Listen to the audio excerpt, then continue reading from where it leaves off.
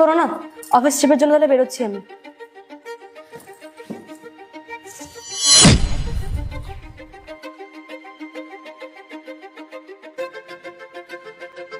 প্রীতিশ, আমি তাহলে বেরোচ্ছি, নিজের খেয়াল রেখো। শোনো, হ্যাঁ বলো, কি হয়েছে? আমার না তোমাকে কিছু বলার আছে। আমি না একজনের সাথে ফিজিক্যালি রিলেশনশিপে আছি। কি কি যাতা কথা বলছো? মজা করছো আমার সাথে, তাই তো? আমি মজা করছি না, আমি সত্যি বলছি। সত্যি কথা বলছো? প্রীতিশ, তোমার যদি বাইরে কারোর সাথে ফিজিক্যাল রিলেশন রাখারই ছিল, তাহলে আমি বিয়ে কেন করেছিলে? কেন? বিয়ের পরে কি কেউ বাইরে অ্যাফেয়ার করে না? মাথা ঠিক আছে না খারাপ হয়ে গেছে? যা ইচ্ছা সেটাই বলে যাচ্ছ। হ্যাঁ ঠিকই তো বলছি। এমনিতেও এখন তো বাইরে সবাই অ্যাফেয়ার করে। আচ্ছা, বাইরে এখন সবাই অ্যাফেয়ার করে বলে তোমাকেও করতে হবে, তাই তো? আর তুমি কি ভাবছো তোমার এই সব কথা জানার পরেও আমি তোমার সাথে থাকবো? কোনোদিনও না। হ্যাঁ, কেন থাকবে না? আমি তোমাকে যদি সত্যি না বলতাম তাহলে তো তুমি আমার সাথেই থাকতে। আর এমনিতেও আমি তো তোমার থেকে কিছু লুকাইনি না। কি নির্লজ্জ, তাই না? তো তোমার এই বাইরে ফিজিক্যাল রিলেশন ঠিক কতদিন ধরে চলছে? এই 5-6 মাস মতো। 5-6 মাস? আর তুমি সেটা এতদিন পর আমায় বলছো? ইতিশ, আমি তোমায় খুব ভালোবাসতাম। আমি কখনো ভাবতে পারিনি তুমি আমায় চিট করবে। তোমায় বিশ্বাস করেছিলাম আমি, আর আমার বিশ্বাসটা তুমি এভাবে ভেঙে দিলে। বিশ্বাস? বিশ্বাস তো আমিও তোমাকে অনেক করেছিলাম, কিন্তু তুমি আমার সাথে সেটাই করলে। আচ্ছা, এখন নিজের ভুলটা ধরা পড়ে গেছে বলে দোষটা আমার উপরে দিচ্ছ, তাই তো? একটা কথা শুনে রাখো, এই সব কিছু জানার পর না তোমায় আমি ডিভোর্স দেবো। কারণ আমি এমন একটা মানুষের সঙ্গে থাকতে পারবো না যে আমাকে চিট করেছে। ডিভোর্স? ডিভোর্স কেন? আমি তো শুধু বাইরে অ্যাফেয়ারই করেছি, কিন্তু ভালো তো আমি তোমাকেই বাসি না। তুমি আমায় ভালোবাসো? আমায় ভালোবাসতে না কখনো বাইরে একটা অ্যাফেয়ার করতে পারতে না। আচ্ছা, তুমি কি আমাকে সত্যিই ভালোবাসো? হ্যাঁ, আমি তোমায় সত্যিই ভালোবাসি।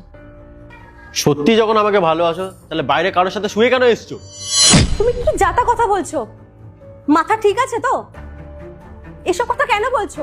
তুমি জানো তুমি নিজে কি বলছো? যাতা কথা বলছি। এটা কি? এটা না আমি তোমার ব্যাগ থেকে পেয়েছি। আমার ব্যাগ থেকে মানে? আমি জানি না ওটা আমার ব্যাগে কি করছে। হ্যাঁ, এটা তোমার ব্যাগেই ছিল, তোমার ব্যাগ থেকে পেয়েছি আমি। আরে আমায় বিশ্বাস তো করো, আমি এটা জানি না কি করে এসছে ব্যাগের মধ্যে। আর ওটা কার তাও আমি জানি না। ও হ্যাঁ, জানি তো। মানুষের যখন সত্যিটা ধরা পড়ে না, তখন তোমার মতোই নাটক করে।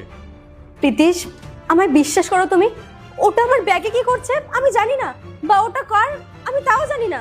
দেখো, তোমার এইসব নাটক না আমার সামনে আর একদম চলবে না। তুমি আমাকে ডিভোর্স দেবে বলছিলে না, এখন আমি তোমাকে ডিভোর্স দেবো। ডিভোর্স দেবে মানে? তুমি কি যাতা কথা বলছো? দেখো, তোমার আশিক হয়তো কল করেছে, অপেক্ষা করছে হয়তো তোমার জন্য। আমার আশিক কল করেছে, তাই না? শোনো তাহলে। হ্যালো শ্রুতি, শোন না, কালকে না শপিং করার সময় প্রোটেকশনের প্যাকেটটা মনে হয় তোর ব্যাগেই রয়ে গেছে, বুঝলি? ভাগ্যিস তুই ঠিক টাইমে কলটা করেছিস, না হলে এক্ষুনি সবকিছু শেষ হয়ে যেত।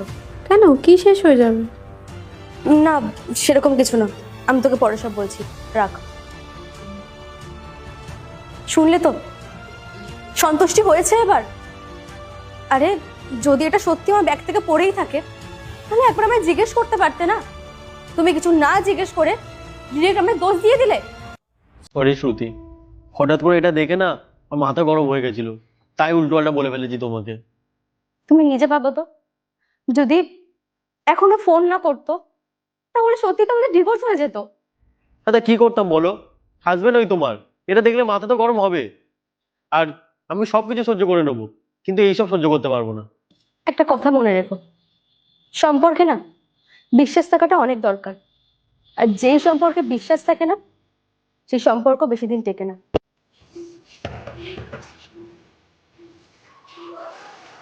সরি শ্রুতি, নেক্সট টাইম থেকে আর এরকম হবে না। পরের বার থেকে এরকম কিছু দেখলে এবার তোমাকে জিজ্ঞাসা করবো। সরি। ঠিক আছে, এখন চলো, তোমাকে এয়ারপোর্ট পর্যন্ত ছেড়ে আসি।